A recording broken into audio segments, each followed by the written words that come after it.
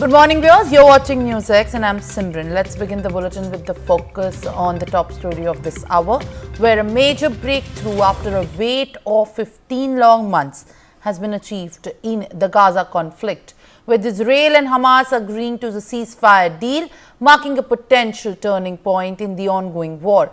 Hamas is expected to release 33 Israeli hostages seized during the October 2nd, 2023 attacks at Nova Music Festival. The agreement would deliver the first reprieve from the war for the people of Gaza in more than a year, and only second since Israeli bombardment began. Meanwhile, the US President Joe Biden has announced the ceasefire deal, taking its credit. Let's listen in.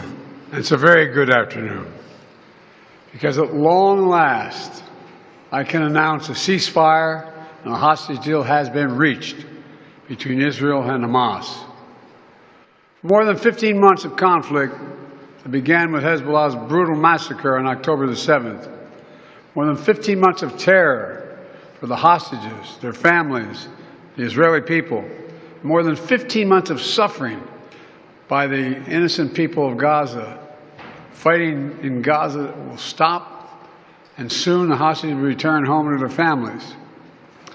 The elements of this deal were what I laid out in detail this past May, which was embraced by countries around the world and endorsed overwhelmingly by the UN Security Council.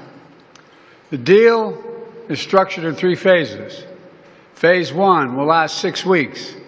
It includes a full and complete ceasefire, withdrawal of Israeli forces from all the populated areas of Gaza, and the release of a number of hostages held by Hamas, including women and elderly and the wounded. And I'm proud to say Americans will be part of that hostage release in Phase 1 as well. And the Vice President and I cannot wait to welcome them home. In exchange, Israel released hundreds of Palestinian prisoners. And during Phase 1, the Palestinians can also return to their neighborhoods in all the areas of Gaza. And the surge of humanitarian assistance into Gaza will begin. My colleague Brian is joining me live on the broadcast. Brian, good morning. It seems as if the moment for which both the nations in conflict have been waiting for has come, and at this point of time, for a ceasefire deal that has been achieved after a wait of 15 long months. What are you picking up?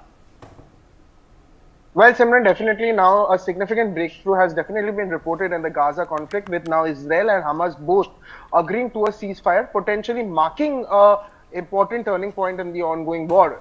Even as part of the deal, Hamas is expected to release 33 Israeli hostages captured during the October 7, 2023 attacks, while Israel will free hundreds of Palestinian prisoners in exchange. Now, the agreement, once finalized, would also provide the people of Gaza with the first respite from war in over a year, and only the second since Israeli airstrikes began.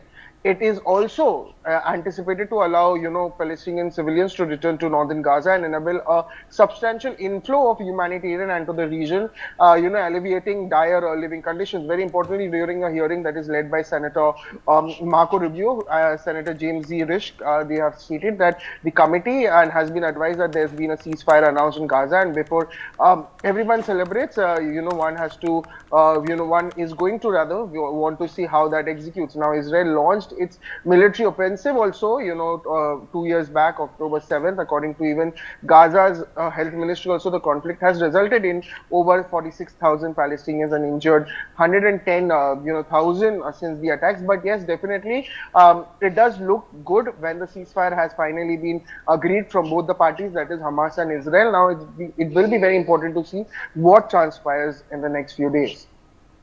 All right, Brian, I request you to kindly stay on with us as we are also getting more updates. And in the latest, the Israel-Hamas truce is likely to take effect from the 19th of January. That's